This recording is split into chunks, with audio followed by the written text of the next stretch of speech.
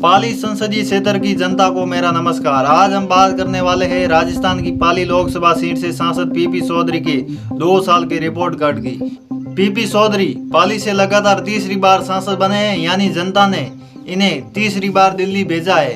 और अब सवाल ये है कि 18वीं लोकसभा के करीब 2 साल के दौरान इन्होंने संसद में कितने काम किए, क्या वह संसद में नियमित रहे, कितने सवाल पूछे, कितनी बहसों में भाग लिया, पाली और राजस्थान के कौन कौन से मुद्दे संसद में उठाए, तो सड़क, रेलवे, पानी, रोजगार, उद्योग और विकास के लिए क्या आवाज उठाई सांसद पीपी चौधरी ने। और सबसे बड़ा सवाल, क्या संसद में सक्रियता का फायदा पाली की जनता को जमीन पर भी दिखाई दिया। तो विशेष रूप से आज हम किसी भी पार्टी के पक्ष या विपक्ष में बात नहीं करेंगे, हम मुद्दे की विशेष बात करेंगे, हम आंकड़ों के आधार पर बात करेंगे।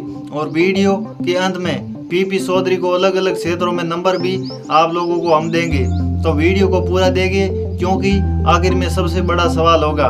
तो भाग नंबर 1 आता, पीपी चौधरी कौन है। पीपी चौधरी भारतीय जनता पार्टी के नेता है और पाली लोकसभा क्षेत्र का प्रतिनिधि करते हैं, यानी सांसद है। 18वीं लोकसभा में उनका कार्यकाल 9 जून 2024 से शुरू हुआ और ये उनका तीसरा लोकसभा कार्यकाल है। इसका मतलब ये है कि इन्हें संसदीय कामकाज का अच्छा अनुभव भी है और इसी वजह से जनता की उम्मीदें भी इन पर ज़्यादा है, क्योंकि पहली बार सांसद से कहा जा सकता है कि उन्हें व्यवस्था समझने में समय लगता है, लेकिन तीसरी बार के सांसद से जनता पूछ भी सकती है अब तक का अनुभव पाली के विकास में कितना बदलाव हुआ है। तो विशेष रूप से ये हमारे इस रिपोर्ट कार्ड का आधार रहेगा आपके संसदीय क्षेत्र पाली के सांसद पीपी चौधरी साहब के ऊपर। तो दूसरा भाग है, सबसे पहले संसद में इनकी आपके पीपी चौधरी जी की कितनी उपस्थिति रही है। अब आते हैं सबसे पहले और सबसे महत्वपूर्ण आंकड़े पर। तो संसद में उपस्थिति पीपी चौधरी की 18वीं लोकसभा में उपलब्ध रिकॉर्ड के अनुसार उपस्थिति लगभग 99% रही है, 99% रही है।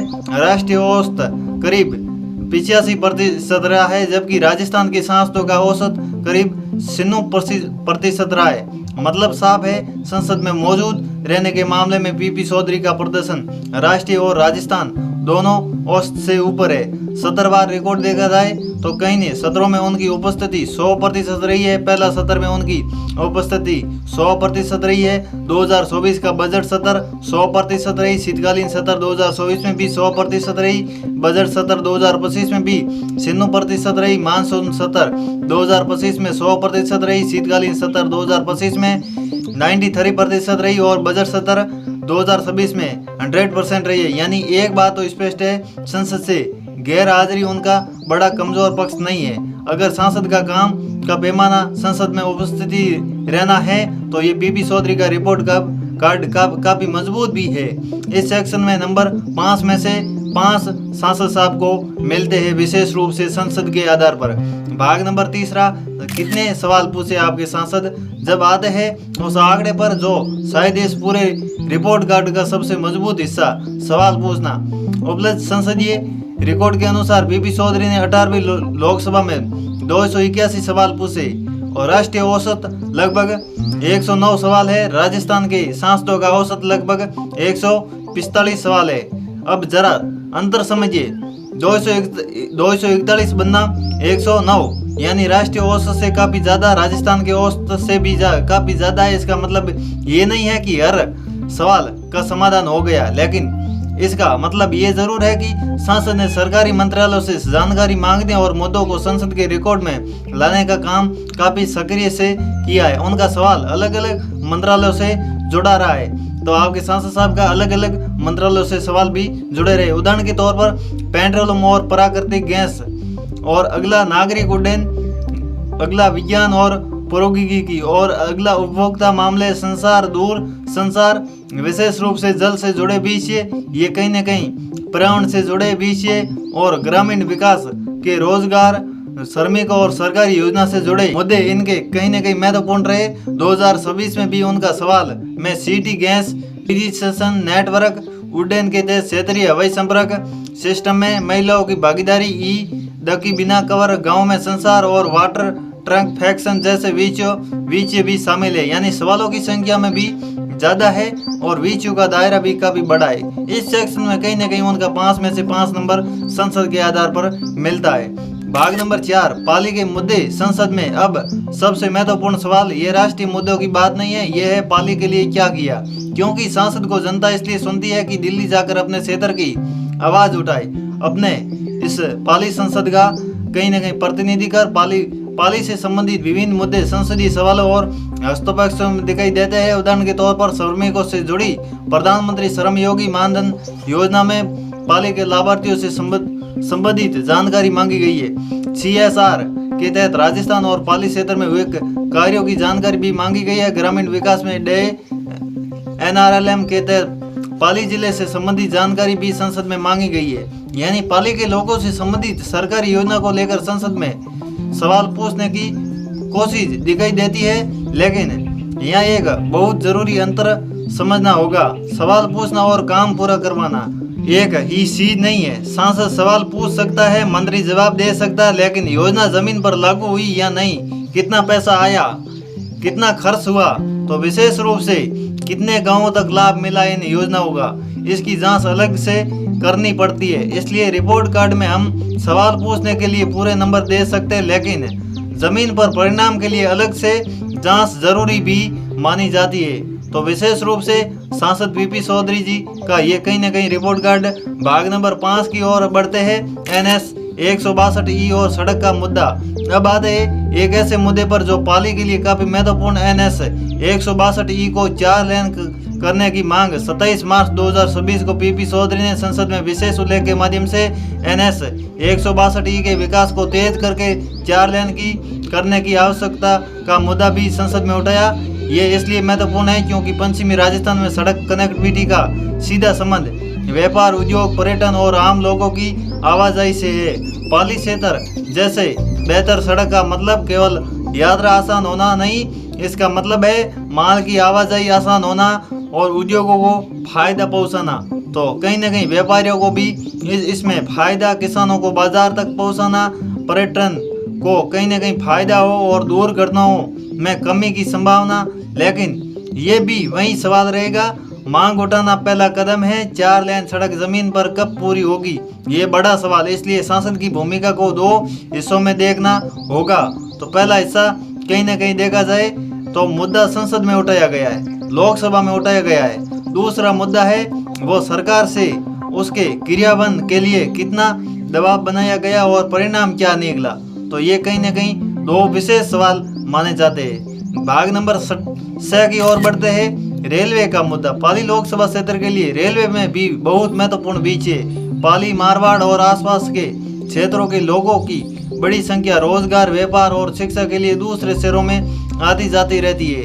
तो PP चौधरी ने 2026 में रेलवे की डेमोक्रेसी फॉर ग्रेड पर चर्चा में भी हिस्सा लिया था। तो इससे पता चलता है कि रेलवे संबंधित राष्ट्रीय बजट और नीतिगत चर्चा में उनकी भागीदारी रही है। तो विशेष रूप से, लेकिन ये भी जनता का सवाल सीधा है, क्या नई ट्रेन मिली, क्या पुराने रूट पर भी सुविधा बढ़ी, क्या स्टेशनों का विकास हुआ, क्या ट्रेनों का ठहराव बढ़ा, क्या यात्रियों की सुविधा बेहतर हुई, क्या पाली की रेलवे कनेक्टिविटी आने वाले वर्षों में और मजबूत होगी। इन सवालों के जवाब को ही रेलवे के वास्तविक रिपोर्ट कार्ड का हिस्सा बनाना चाहिए। संसदीय भागीदारों के मामले में प्रदर्शन अच्छा है, लेकिन जमीन पर रेलवे सुविधाओं का मूल्यांकन परियोजनाओं दर परियोजना होनी चाहिए। तो विशेष रूप से कहीं न कहीं मूल्यांकन के आधार पर होना चाहिए। अगला भाग नंबर 7 की ओर बढ़ते हैं।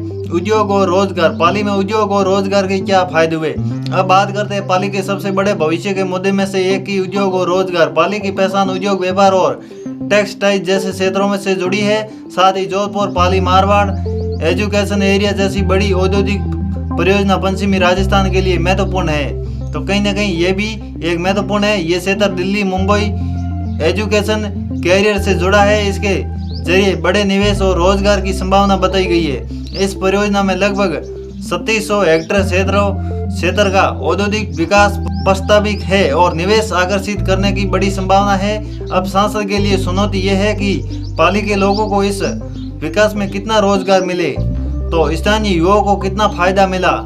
तो विशेष रूप से कहीं न कहीं स्थानीय उद्योगों को क्या नई सुविधा मिली, तो कहीं न कहीं पाली के छोटे व्यापारियों और MSME को क्या लाभ मिले, और क्या औद्योगिक विकास के साथ पर्यावरण तथा पानी की समस्या का समाधान भी किया जाए।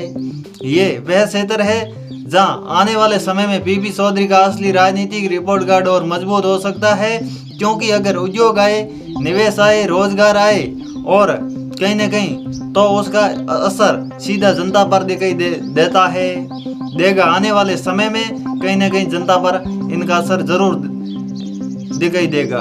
भाग नंबर 8 की ओर बढ़ते पानी की समस्या। पश्चिमी राजस्थान का सबसे बड़ा संवेदनशील मुद्दा पानी का है। पाली और आसपास के क्षेत्रों में पानी हमेशा बड़ा राजनीतिक और सामाजिक मुद्दा रहा है। कहीं न कहीं पानी का मुद्दा लंबे समय से संसदीय क्षेत्र में जुड़ा है।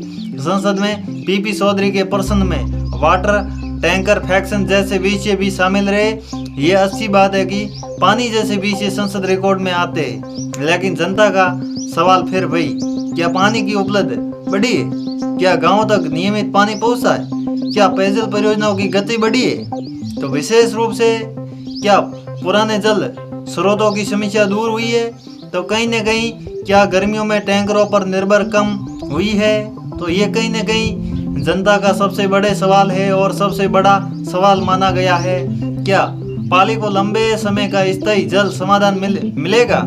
इस क्षेत्र में सांसद की भूमिका केंद्र की योजना और केंद्रीय मंत्रालयों के स्तर पर महत्वपूर्ण हो सकती है, लेकिन राज्य सरकार, स्थानीय प्रशासन और अन्य एजेंसियों की भूमिका भी उतनी है महत्वपूर्ण मानी जाती है। तो विशेष रूप से इसलिए पूरे पानी की संकट का श्रेय यहाँ दोष अकेले सांसद को देना उचित नहीं होगा, क्योंकि कहीं न कहीं ये जनता कहीं न कहीं अपने ऊपर निर्भर कर सकती है, ऐसा मानना भी है। भाग नंबर 9 की ओर बढ़ते हैं। संसद में बहस का प्रदर्शन कितना रहा है? सांसद साहब के कितने चर्चों में भाग लिया? उपलब्ध डेटा के अनुसार पीपी चौधरी ने करीब 48 बहसों में भाग लिया। राष्ट्रीय औसत करीब 20.8 है और राजस्थान का औसत करीब 32.5 है। मतलब ये भी उनका प्रदर्शन औसत से ऊपर है। 2026 में उन्होंने कई महत्वपूर्ण विषयों पर भागीदारी की है, जैसे संविधान संशोधन से जुड़े विधेयक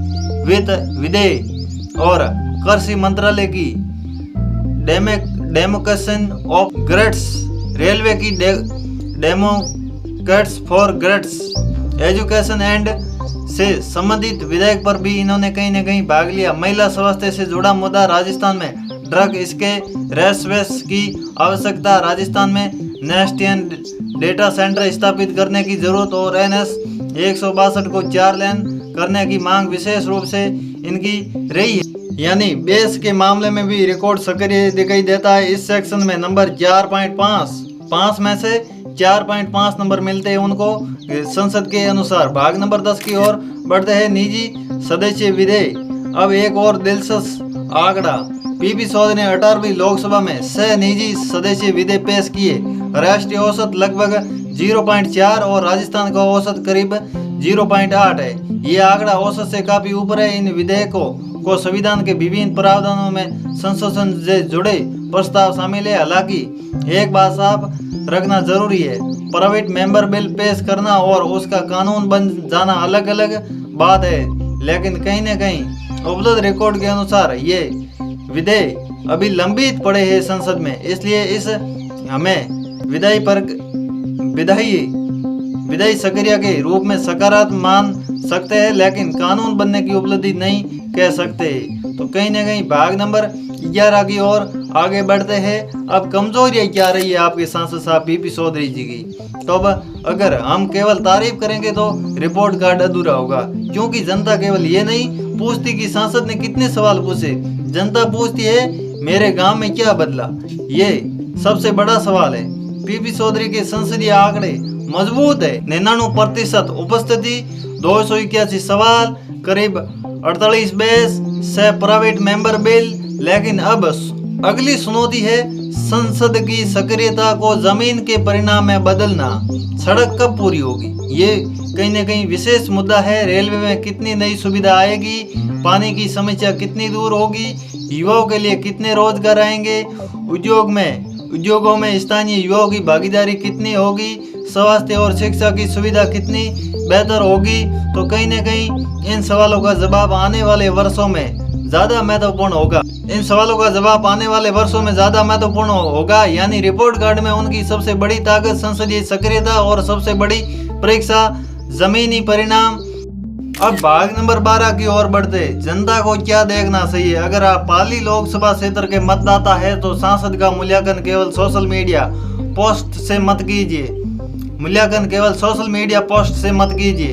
इन 7 चीजों को देखिए। पहला, आपके क्षेत्र में कितना केंद्रीय परियोजना आई है। दूसरा, कितनी परियोजना पूरी हुई है। तीसरा पॉइंट है कितना अभी निर्माणाधीन है। चौथा पॉइंट है कितने युवाओं को रोजगार मिला है। पांचवा, रेलवे और सड़क कनेक्टिविटी कितनी बेहतर हुई है। छठा, पानी की समस्या में कितना सुधार हुआ है। और सातवां, सांसद आपके क्षेत्र में जनता की समस्या के लिए कितने उपलब्ध है। तो ये असली रिपोर्ट कार्ड होगा। विशेष रूप से कहीं ना कहीं ये आपके सांसद साहब का कहीं ना कहीं अगला भाग आता 13 नंबर की ओर, अंतिम रिपोर्ट कार्ड। अब समय है अंतिम रेटिंग का। संसद में उपस्थिति 5 में से 5 नंबर। 99% उपस्थिति एक मजबूत आंकड़ा है। सवाल पूछने की सक्रियता और इनका भी कहीं ना कहीं 5 में से 5 नंबर आते हैं। और 281 सवाल राष्ट्रीय और राजस्थान दोनों औसत से काफी ऊपर है। बहसों में भागीदारी ली है। इनमें से 5 में से 4.5 नंबर आता। लगभग 48 सरसों में भागीदारी की है। विधायी पर भी सक्रिय रहे। इनमें भी कहीं ना कहीं 5 में से 4.5 नंबर आते हैं। और प्राइमरी मेंबर बिल पाली से जुड़े मुद्दे, इन पर भी कहीं ना कहीं 5 में से 4 नंबर आते हैं। पाली और राजस्थान से संबंधित कहीं पीछे संसद में उठाए गए जमीन पर विकास, तो इसमें कहीं ना कहीं फिलहाल 5 में से 3.5 आते हैं। ये अंतिम नंबर परियोजनाओं की वास्तविक प्रकृति देखकर ही तय किया जाता है। भाग नंबर शब्द अंतिम फैसला। तो कहीं ना कहीं देखा जाए तो दोस्तों, अगर सवाल है कि संसद में पीपी चौधरी कितने सक्रिय है तो जवाब है काफी सक्रिय। अगर सवाल है कि उपस्थिति कैसी है तो जवाब है बहुत शानदार इनकी संसद में उपस्थिति रही है। अगर सवाल है कि सवाल कितने पूछे तो आंकड़ा है 281। अगर ये सवाल है कि बेसों में भागीदारी कैसी रही तो राष्ट्रीय और राजस्थान औसत से ऊपर है। लेकिन अगर सवाल है पाली की जनता के जीवन में कितना बदलाव आया तो इसका पूरा जवाब सड़क, रेलवे, पानी और रोजगार, उद्योग, स्वास्थ्य और शिक्षा की जमीन पर हुई प्रगति से मिलेगा। इसलिए कहीं ना कहीं पीपी चौधरी का 2 साल का संसदीय रिपोर्ट कार्ड लगभग 10 में से 9% इनका रहा है। संसद में प्रदर्शन मजबूत है, उपस्थिति शानदार है, सवाल भी शानदार है, बहस भी मजबूत है। पाली के स्थानीय विकास का अंतिम परिणाम अभी और जांच की जरूरत है। अब बताइए, क्या आप पीपी चौधरी को 10 में से कितने नंबर देंगे? 5, 7, 8 और कहीं ना कहीं यहाँ 10 में से 10, तो कितने नंबर आप सांसद महोदय को देंगे?